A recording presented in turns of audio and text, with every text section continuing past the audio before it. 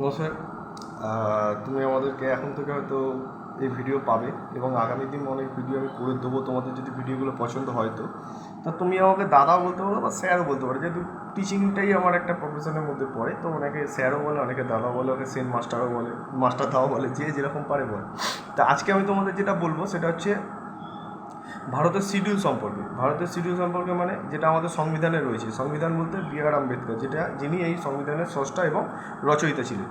ঠিক আছে, তো সংবিধান সম্পর্কে তো সব ভিডিও আমি এখানে বানাতে পারবো না। যেগুলো ছোট হবে বা যেগুলোকে আমি ছোটো করে নিয়ে আসতে পারবো শর্টসের মাধ্যমে, সেগুলো আমি তোমাদের এখানে আপলোড করে দেবো। এবং তোমাদের ভিডিওগুলো ভালো লাগলে লাইক, শেয়ার এবং কমেন্টসও জানাবে। দেখো, এটা অ্যাকচুয়ালি তোমাদের সকলের জন্য উপকার। যাদের এই ভিডিওটা ভালো লাগবে তারা তো অবশ্যই দেখবে, যাদের ভালো লাগবে না তারা আরও বেশি বেশি করে দেখবে। তাহলে কী বলো তো, জিনিসগুলো সম্পর্কে তোমাদের অনেক ক্ল্যারিফিকেশান চলে আসবে এবং নলেজও চলে আসবে। ঠিক আছে, তো দেখো, ভারতের প্রথম শিডিউলের যেটা ছিল সংবিধানের, এবং যারা পড়াশোনার জন্য রয়েছে বা গভর্নমেন্ট জব অ্যাসপিরেন্ট রয়েছে তাদের জন্য এটা প্রচুর উপকার হয়ে যাবে।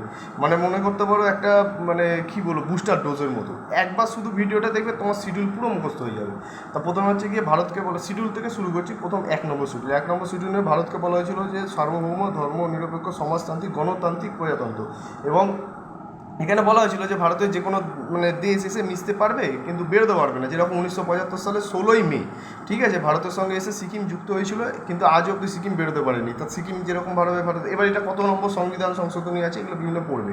2-এ আছে টাকা। 2-এ সবসময় জানো ভাই, টাকা আগে, তাহলে 2 নম্বর হচ্ছে টাকা। তাহলে 1-এ ভারতের সার্বভৌম, 2-এ টাকা, 3-এ হচ্ছে তোমার শপথ, 3-এ হচ্ছে শপথ গ্রহণ মানে ওথ, 4-এ হচ্ছে তোমার রাজ্যসভার সিট, 5-এ হচ্ছে ST/SC প্রহিবিশন, 6-এ হচ্ছে স্পেশাল প্রহিবিশন অফ 4টে রাজ্য। 4টে রাজ্য মানে বিশেষ প্রহিবিশন আছে এই 4টে রাজ্যের উপরে। এটা হচ্ছে আসাম, ত্রিপুরা, মেঘালয়, মিজোরাম। মণিপুর নেই কিন্তু, আসাম, ত্রিপুরা, মেঘালয়, মিজোরাম।